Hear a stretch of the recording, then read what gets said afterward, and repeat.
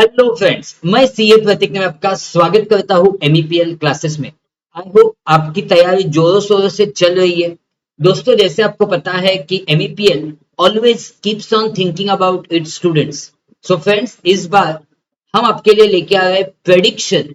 मतलब हर एक expert faculty का प्रेडिक्शन होने वाला है कि एग्जाम में क्या क्या पूछा जा सकता है अपकमिंग जून 2026 के। सो दोस्तों, लेट्स सी। ऑब्वियसली आपको एंटायर सिलेबस कंप्लीट करना ही है, लेकिन ये हमारा फैकल्टीज का टेक है on what may be asked in the exams. So let's see friends, 30 marks के तो एमसीक्यूज है, so no comment about MCQs. Okay, but वो छोड़ के जो हमें 7 क्वेश्चंस मिलते हैं and you have to attempt any 5 out of that. Every question is for 14 marks, so 5 into 14 वैसे अपना 70 मार्क्स का पेपर होता है। तो ऑब्वियसली उस हर एक क्वेश्चन में दो सब क्वेश्चन होते हैं 7 7 मार्क्स के यूजुअली।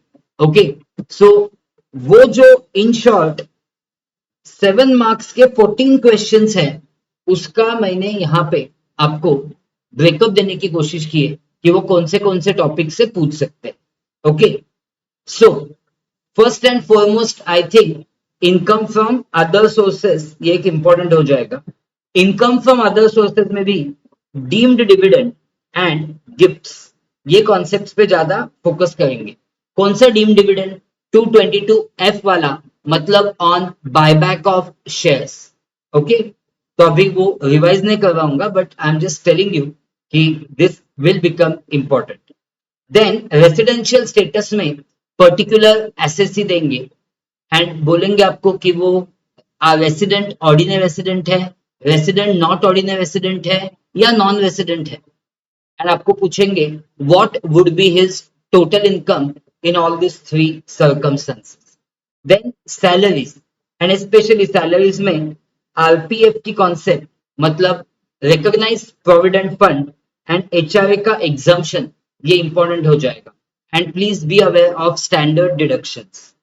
देन हाउस प्रॉपर्टी का सवाल पूछने ही वाले हैं, उसमें इंटरेस्ट ऑन बोरोड कैपिटल, ये कॉन्सेप्ट इंपॉर्टेंट है। याद रखो कि आप जब 115 बीएससी में हो तो इंटरेस्ट ऑन बोरोड कैपिटल का सेल्फ ऑक्यूपाइड के केस में कोई भी डिडक्शन नहीं मिलता। ओके, देन पीजीबीपी में 44AE, मतलब ट्रांसपोर्टर, या फिर 44AD का प्रिजम्पटिव टैक्सेशन, जिसमें डीम्ड इनकम इज 6% और 8% ऑफ टर्नओवर, या फिर 44ADA, मतलब एसएससी एंगेज्ड इन प्रोफेशन, जिसमें 50% इज द डीम्ड इनकम। तो इन तीनों में से एक कॉन्सेप्ट पे पूछ सकते हैं, या फिर छोटे छोटे क्वेश्चंस सबका मिला के 7 मार्क्स टोटल हो सकता है। देन कैपिटल गेन्स, लगता है इस टाइम मुझे कैपिटल गेन्स में स्लम्प सेल पूछेंगे। Then set off and carry forward of losses का एक टिपिकल क्वेश्चन होता ही है, तो वैसे ही वो होने वाला है। Then total income and tax liability computation, इसमें स्पेशली रिबेट की कॉन्सेप्ट करके जाना। 87A वाली, 87A वाला रिबेट, आप जब 115 बीएससी में हो तो मिलता है जब आपका टोटल इनकम 12 लाख तक है, और अगर आप 115 बीएससी के बाहर हो तो वो मिलता है if your total income is up to ₹5 lakhs। Okay, so do that rebate concept well. And then chapter 6A के बेसिक डिडक्शंस पूछ सकते हैं, जिसमें एटीसी, एटीडी, एटीई, ये सब कुछ है। और वो डिडक्शंस तभी मिलते हैं जब मैं 115 बीएससी के बाहर हूं। देन 80JJAA, ये एक सेक्शन करके जाना। This is additional deduction for employing additional employees in such a business where tax audit is applicable. तो 80JJAA का डिडक्शन मिलता है when you are in 115 BSc as well as when you are out of 115 BSc। Then दोस्तों, अगर मैं GST और customs की बात करूं, देन बेसिक्स ऑफ जीएसटी पे एक सवाल पूछ सकते हैं, जिसमें ना बेनिफिट्स ऑफ जीएसटी पूछ सकते हैं, या फिर taxes which are subsumed in GST. Customs में वैल्यूएशन ऑफ इंपोर्ट्स का क्वेश्चन पूछ सकते हैं।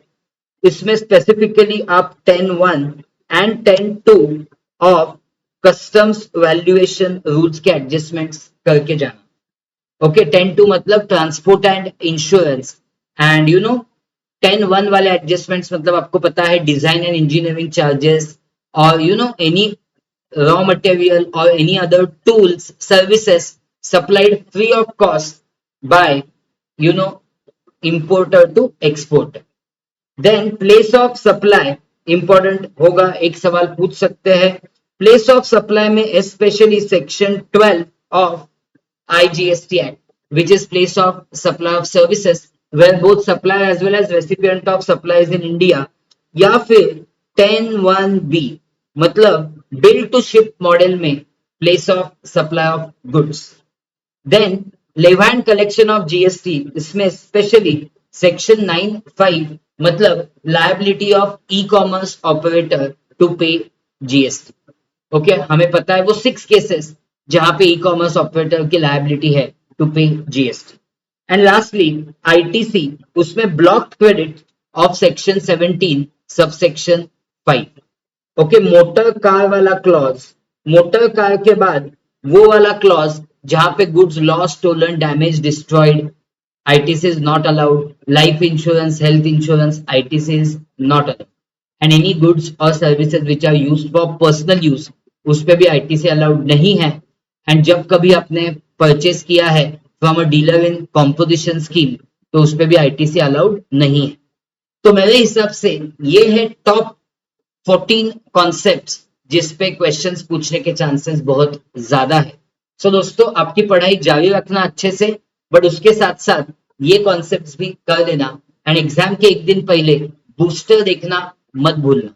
Apart from that, we have taken also महा marathon of DT and IDT which is on this channel, so please go ahead and do watch that also. Okay, MQP session भी लिया है आपके लिए, and we have also taken MCQ session. So take most advantage of all these sessions apart from the main lectures. Thank you so much guys. Don't forget to subscribe to the channel and hit the bell icon. Wish you all the very best from the bottom of my heart. Bye bye. Take care. And do share this video with all for whom this can be important. Chalo. Bye bye guys. Like it and do tell me in the comment that did you find this important.